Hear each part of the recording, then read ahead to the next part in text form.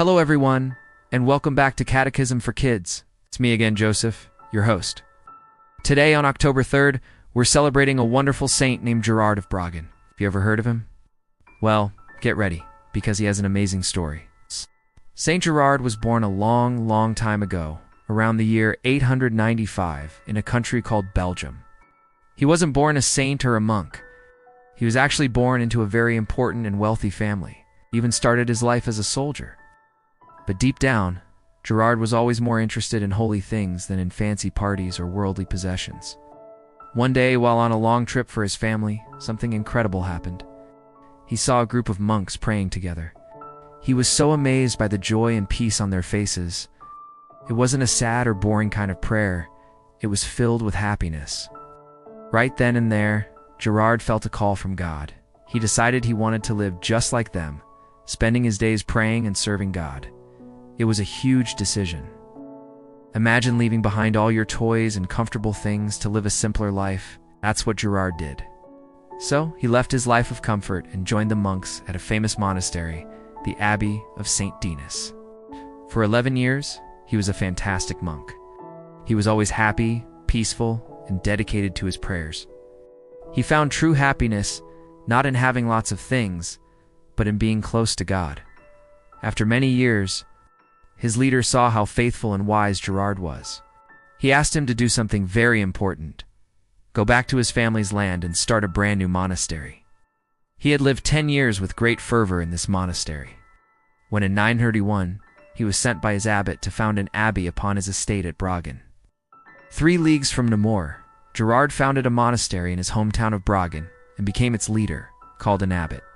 An abbot is like a shepherd for the monks, guiding them and helping them live holy lives, just like a shepherd guides his flock.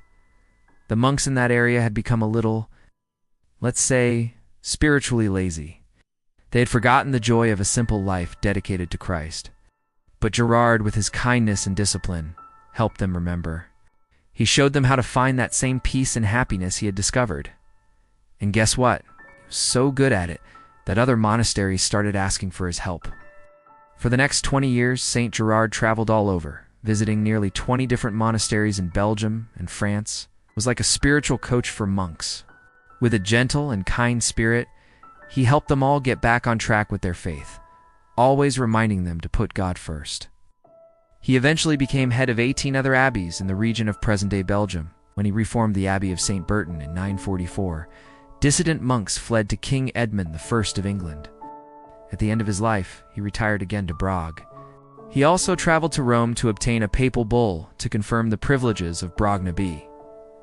When he had spent almost 20 years in these zealous labors, he shut himself up in his cell to prepare his soul to receive the recompense of his labors, to which he was called on 3 of October in 959. The saint's feast day is celebrated in the Diocese of Namur, Ghent and Liege today, for which he is listed in the Roman Martyrology. Relics, considered authentic, are preserved at Saint Gérard, the Abbey of Meritzes-Aubing, and Ghent in the Church of Notre Dame. This reminds me of a beautiful verse from the Bible, from the Gospel of Matthew, chapter 6, verse 33. Jesus says, "Seek first the kingdom of God and his righteousness. All these things will be given you besides." Saint Gérard lived this verse perfectly, sought God's kingdom above everything else, more than money, more than fame, more than comfort. And in return, God gave him the wonderful gift of peace and a life full of purpose. After many years of traveling and helping others, when he was very old, Gérard returned to the very first monastery he had founded in Brogne. He spent his final years in quiet prayer, happy and content, knowing he had served God faithfully his entire life. Because he was an abbot and not a martyr, the liturgical color for his feast day is white, symbolizing purity and holiness. So, what can we learn from Saint Gérard of Brogne? First, he chose God over everything else. He knew that true, lasting happiness doesn't come from things, but from a relationship with God. Second, he helped others grow in their faith.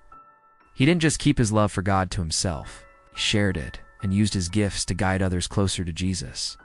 And third, he is a perfect example of faithfulness. From the moment he decided to become a monk until his very last day, Gérard was a loyal and dedicated follower of Christ. Saint Gérard reminds us that holiness means choosing God above all, living with humility and gently guiding others toward the light of Christ. Thank you so much for joining me today to learn about the incredible Saint Gérard of Brogne.